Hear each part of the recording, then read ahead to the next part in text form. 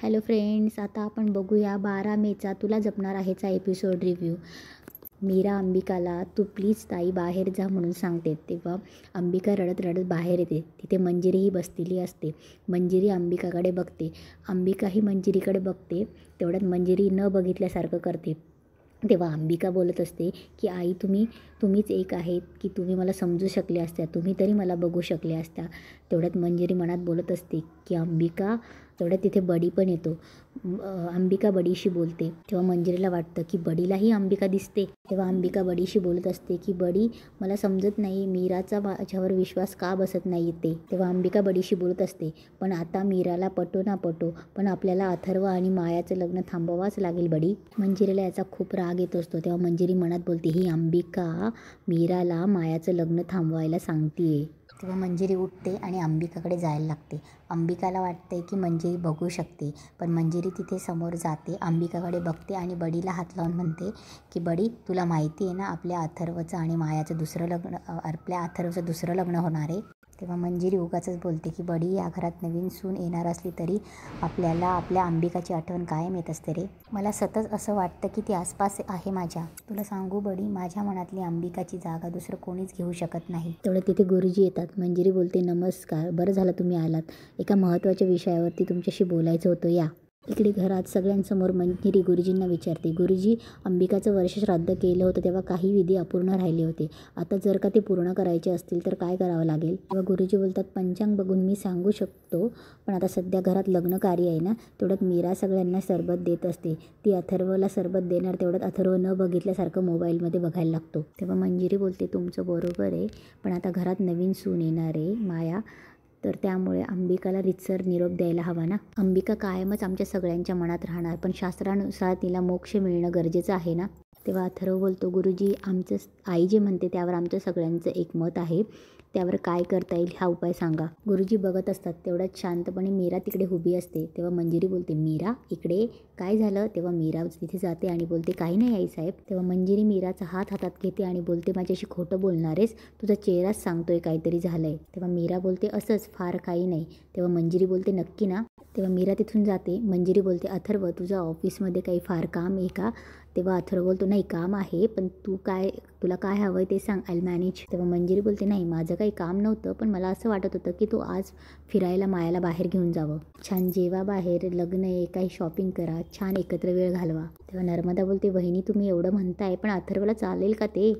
त्याला तसं वाटतंय का? तेव्हा अथर्व बोलतो, आत्या माझी काही हरकत नाही आहे. तेव्हा अथर्व बोलतो, जाईन मी, ओके, फक्त सोबत वेदाला घेऊन जातो, काय वाटतंय? तेव्हा मायाला खूप राग येत असतो. तेवढ्यात मंजिरी बोलते, हा प्रश्न तू मायालाच विचार, माया चालेल ना?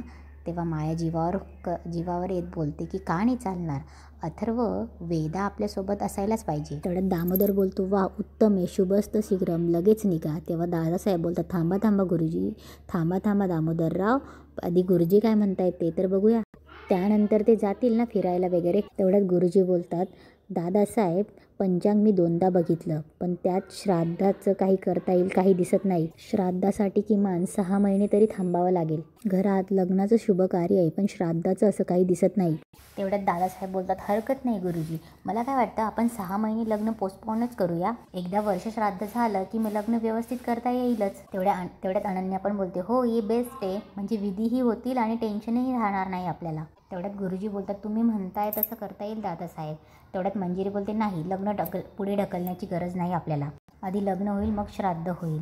तेव्हा दादासाहेब बोलतात, पण तूच म्हणाली होतीस ना मंजिरी, आधी वर्ष श्राद्ध करून घेऊया आणि मग लग्न, जेणेकरून लग्न कार्यात विघ्न येणार नाही. तेव्हा मंजिरी बोलते, कसलाही विघ्न येणार नाही, आधी लग्न होईल मग श्राद्ध होईल, लग्न लांबवणं चांगलं नाही आहे, आधी लग्न मग श्राद्ध. इकडे मीरा वेदाला तयार करण्यासाठी पळत असते. वेदा इकडे तिकडे पळत मस्ती करत असते.